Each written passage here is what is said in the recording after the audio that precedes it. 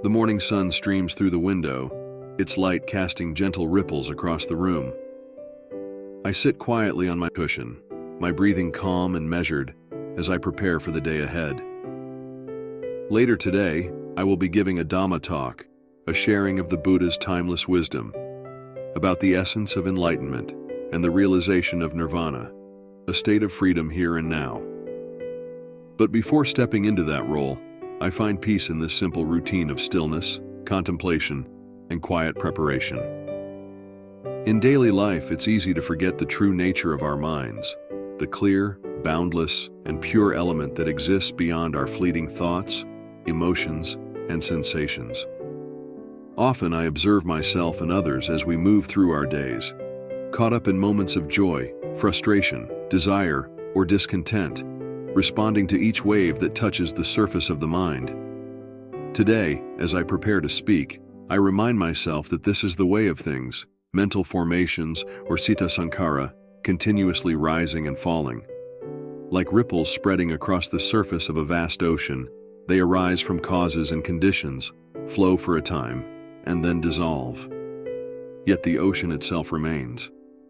The talk I will give today focuses on this truth, that our minds are not the thoughts we think, not the emotions we feel, nor even the bodies we inhabit. The Buddha taught us to see these conditioned phenomena for what they are, impermanent, unsatisfactory, and not truly us. The body ages, aches, and eventually dissolves into dust. Thoughts appear and disappear like clouds drifting through the sky. Emotions, joy, anger, sorrow, flare and fade.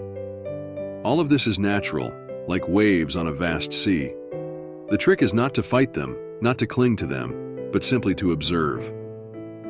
As I eat my breakfast, a simple bowl of rice and vegetables, I reflect on how I have simplified my life over the years.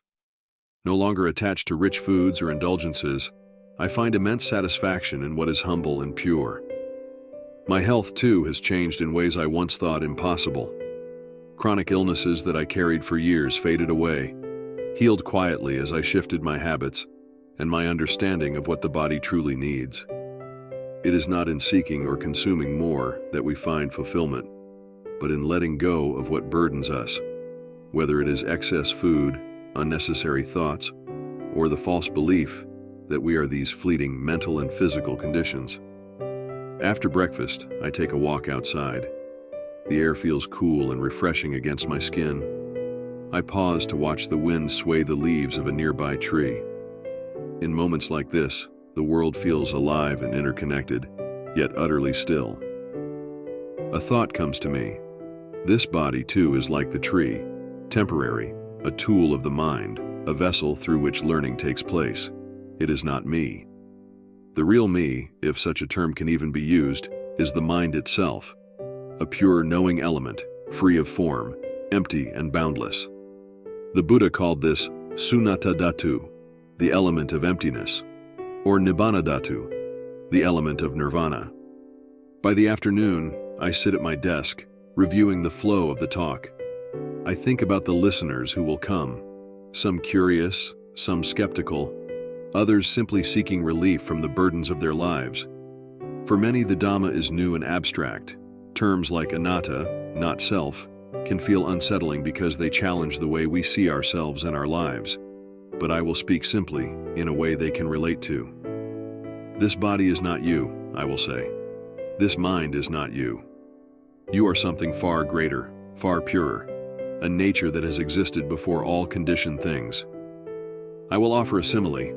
The sound of my voice is like a soap bubble surrounding the mind, a ripple that touches the surface but is not the essence. The mind is the still, clear emptiness within. As the hour of the talk draws closer, I feel no nervousness, only a quiet joy, the kind that comes when sharing something precious. The hall fills with people, the soft hum of conversation gradually subsiding as I step forward. I begin by reminding them to listen, not with their thoughts, but with their hearts. Incline your mind to follow, I tell them. Do not listen to memorize. Do not try to think your way through the Dhamma. Simply allow the sound of truth to ripple within your mind. The words flow naturally. I speak of the cycle of suffering, samsara, and how our ignorance entangles us in it. I speak of the middle way, the path beyond extremes of pleasure and pain. I remind them that all conditioned things, whether form or formless, happy or sad, are merely phenomena, something, not self. I guide them to observe their own experience in that moment. The sound of my voice, the sensations in their bodies, the thoughts that arise. Can you see that none of this is you? I ask gently. Just observe. Let the mind answer on its own. For some, I can see it, a flicker of understanding. Their eyes soften, and tears begin to flow. The sound of truth resonates deep within them. It is not my voice that moves them. It is the truth within themselves awakening. Others sit quietly, reflecting. That is enough. As the Buddha said, suffering is to be understood. There is nothing to fix, nothing to cling to, only truth to be seen. When the talk ends, I bow and silently offer the merit to all beings, seen and unseen. May they, too, find liberation. As I leave the hall and step into the twilight of the evening, the world feels quiet again, a quietness that is both within and without. The breeze is cool, the light fading gently into night. My mind rests in stillness, clear and pure, like the original nature that it is.